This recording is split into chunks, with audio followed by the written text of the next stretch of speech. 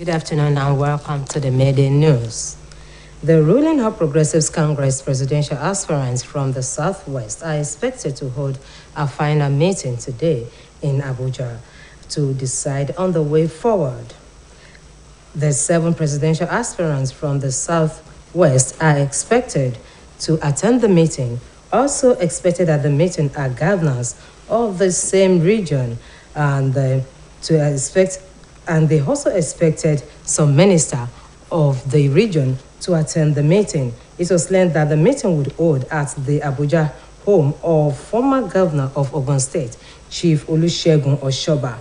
It was also learned that the intense lobbying by some northern governors to ensure that the APC gives its presidential ticket to a northerner had unsettled the southwest bloc of the party.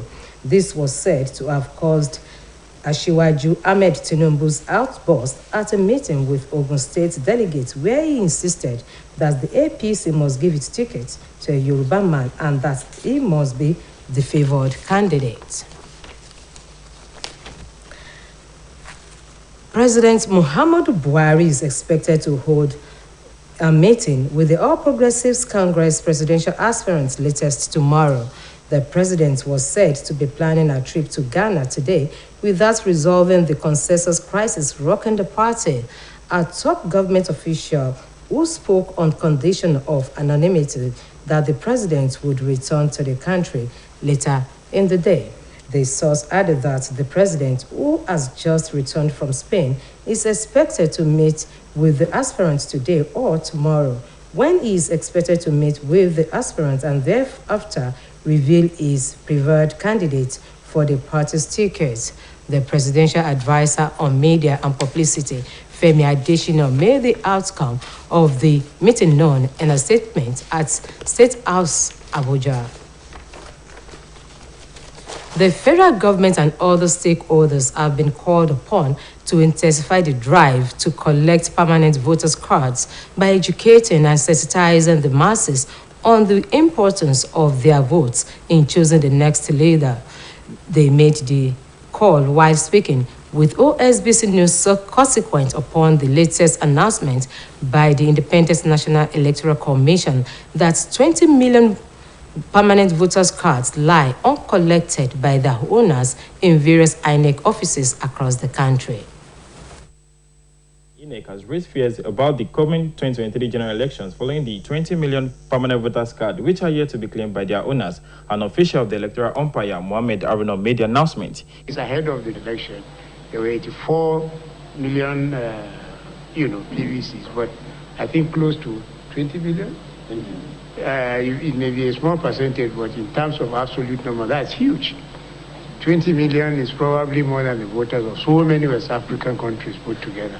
The Commission also declared poor participation of citizens in the ongoing continuous voter registration exercise. Speaking with OSBC News on this development, political party chieftains, including a chieftain of the Osun APC, Mr. Kamaldeen Alao, chieftain of the Labour Party, Mr. Adebayo Bello, and the chieftain of the Accord Party, Mr. Nasiru Bolarinwa, maintained that the youth must get involved in taking charge of the direction the country would go in the next general polls, describing the coming 2023 general elections as crucial to Nigeria. They maintain that the number of uncollected permanent voters' cards is alarming, adding that there is need for Nigerians to elect leaders who have the capacity, the presence of mind, and the character to unify the nation and ability to solve problems affecting the growth of Nigeria as a nation. The trial further stated that as political parties, they are doing enough sensitization and enlightenment on the need for Nigerians who are of the voting age to obtain their permanent voters' card immediately. What our own party, the APC, have been doing to sensitize our people that is go out and collect their PVC. Because you don't have your PVC, you don't have rights to vote.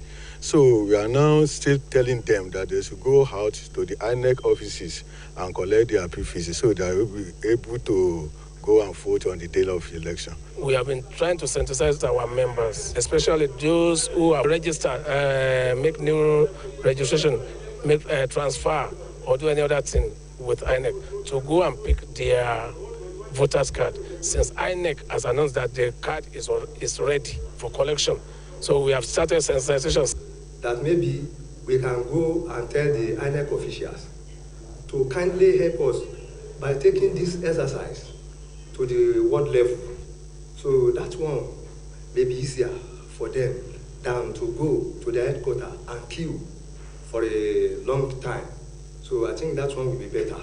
The trial therefore called on Nigerians, especially the youth, to be actively involved in the process of electing new leaders. Oluwa Tobiloba Odunuga reporting for OSBC News. Meanwhile, the Independent National Electoral Commission has released the regulations and guidelines for the conduct of the 2023 general elections.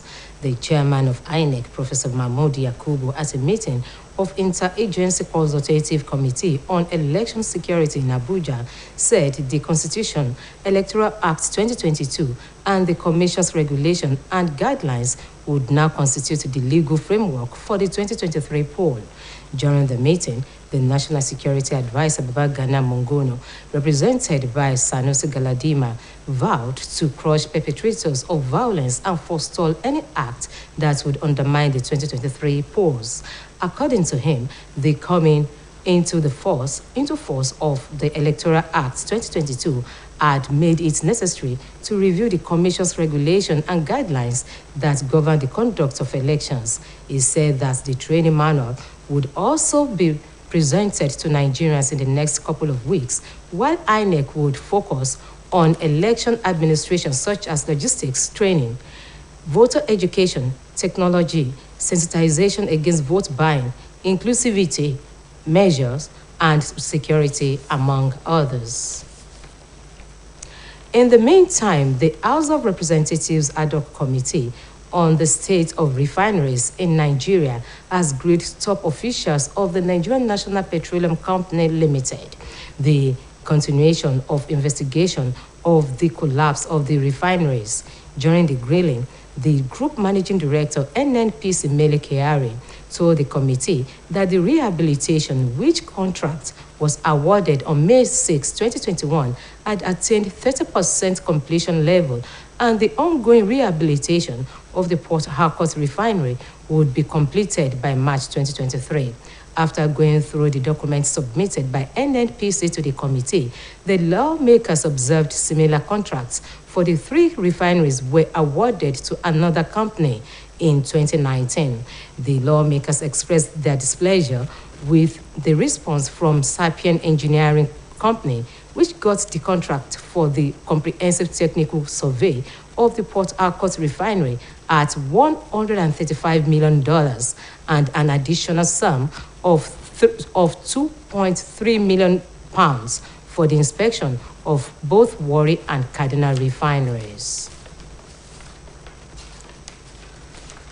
On sport, head coach Jose Pesero of the Super Eagles has called up Captain Ahmed Musa, Deputy Captain William Ekong, and 25 other players to the camp of the team for this month's 2023 African Cup of Nations qualifying matches against Sierra Leone and Sao Tome and Principe.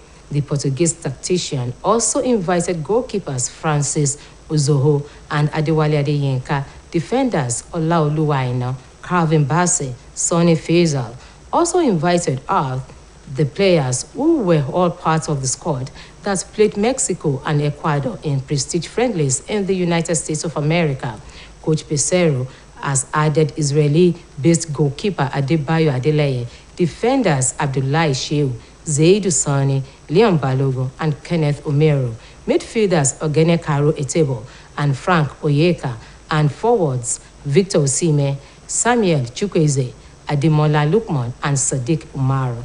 Reports say Nigeria will welcome Sierra Leone to the MKO Abiola National Stadium in one of the day one matches in the campaign on the 9th of June before flying to Marrakesh, Morocco to play away Sao Tome and Principe on the 13th of June. While on the foreign scene, the European Union has named and blacklisted 2 Russian military commanders who led troops involved in atrocities in Ukraine as the butchers of the town of Bucha and Mariupol city. The latest EU blacklist released recently targets another 65 additional people for sanctions over Russia's invasion of Ukraine Among the individuals named on the list is Azabek Umovebok, who the EU said led Russian troops as they killed, raped, and tortured civilians in Bucha, earning him the nickname Bucha of Bucha.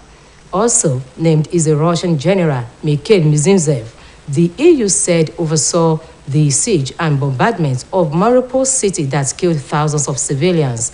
Another prominent addition to the EU blacklist, which now includes more than 1,100 names in total, is Alina Kabeva, a former Olympic medalist in gymnastics and then a member of parliament with President Vladimir Putin's United Russia Party. Meanwhile, the sanctions also included banning most Russian oil imports to the EU and removed Russia's top lender, Superbank, from the international SWIFT payment system. However, Russia has denied killing civilians in Bucha and Mariupol, claiming that evidence of civilian killings and the theater bombing and maternity hospital attack were staged to incriminate Moscow. And that ends the media news on OSBC TV. Join us at 5 for the evening news. Good afternoon.